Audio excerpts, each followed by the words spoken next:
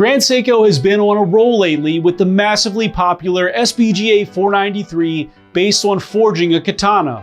And just when you thought that they couldn't do anything else exciting this year, they came out with the SBGJ275. If you missed the SBGE275, which according to all of my messages and emails, many of you did, I highly recommend checking out this full video. The SBGJ275 is inspired by a sea of clouds at daybreak in the skies over Mount Iwate, since the blue tone dial shows off the sky color. And since this is the 25th anniversary of the 9S caliber, this view of the sea of clouds is as envisioned from the Shizukuishi Grand Seiko Studio, where the mechanical Grand Seiko watches are assembled by hand. But will this be the Grand Seiko that you will climb a mountain to acquire, especially since it has a micro adjust, or will these clouds just float away in your memory? Let's find out.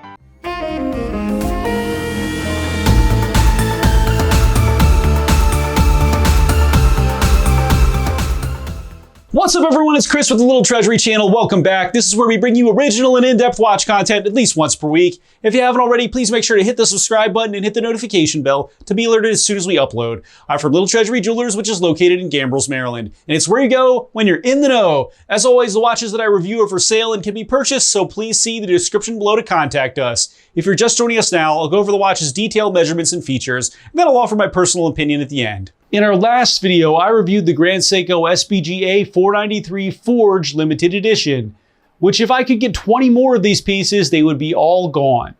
This is a stunning piece that steps outside Grand Seiko's comfort zone with a new type of story and daring dial color.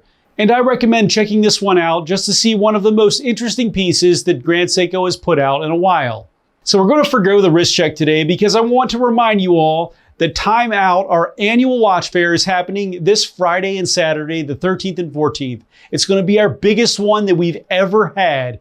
And if you are coming, we recommend and really appreciate it if you would sign up on our website, littletreasury.com, just to let us know if you're coming and we can plan for the food appropriately. Also, I'll put a link in the description below if you just want to click it and you can go right to our website with that. This is going to be our biggest Time Out event ever because we have a brand new space that we're unveiling to the public. And it's going to be kind of an event space with a bar, a fireplace, and tons of watches. We'll also have some guest brands coming in.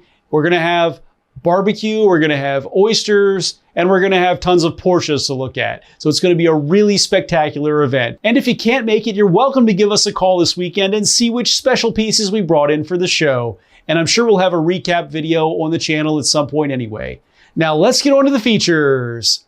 The SBGJ275 has a 43.1 millimeter case width, a 14.9 millimeter thickness, a 48.3 millimeter lug to lug, a 20.7 millimeter lug width, a 31.9 millimeter crystal diameter, and weighs in at 189.01 grams with all links installed.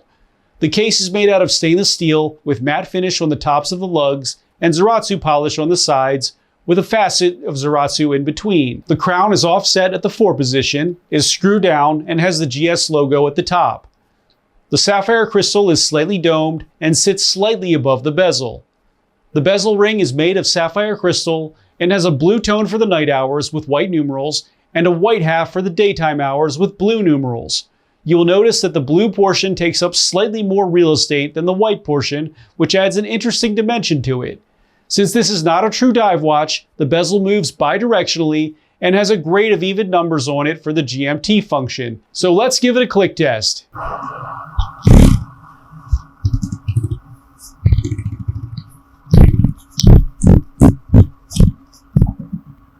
This is actually pretty quiet, but the action is wonderful and it feels very precise. It's a lot different from a dive bezel, and I expect it to be since it is a GMT bidirectional. The dial is a light blue and has the Sea of Clouds texture and represents the clouds viewed on top of Mount Iwate from the Shizukuishi Grand Seiko Studio.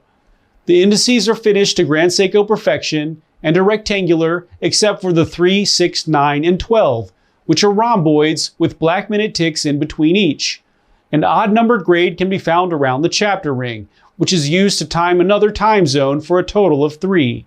It has a blue half for the nighttime hours and a white half for the daytime hours, just like the bezel. The GS logo can be found applied in gold tone, with Grand Seiko written on the dial in black below it. The hour and minute hands are in silver tone and are Dauphine style, but they have a chopped off tip. The second hand is a simple silver line, and the GMT hand has a decisive arrow at the tip and is in blue. The date can be found at the 4 o'clock position, is a simple open window, and has a silver background with black numerals. Automatic, high beat, 36,000, and GMT can be found at the lower middle section of this piece in black. The loom on this bezel is spectacular, and the entire daytime half is loomed with inverted numerals and loomed numerals at the 12 triangle on the other half. The 12, 3, 6, and 9 markers, and on the hour, minute, and GMT hands are loomed as well. The caseback is open and has a pleasant surprise for us, which is this throwing disc style titanium oscillating weight, which has undergone an anodic oxidation treatment to give it this eye-catching blue hue. And each watch has its limited edition number on the caseback as well. The movement is the high beat 9S86 caliber, which functions at 36,000 beats per hour, has a 55-hour power reserve, and is accurate from losing 3 to gaining 5 seconds per day.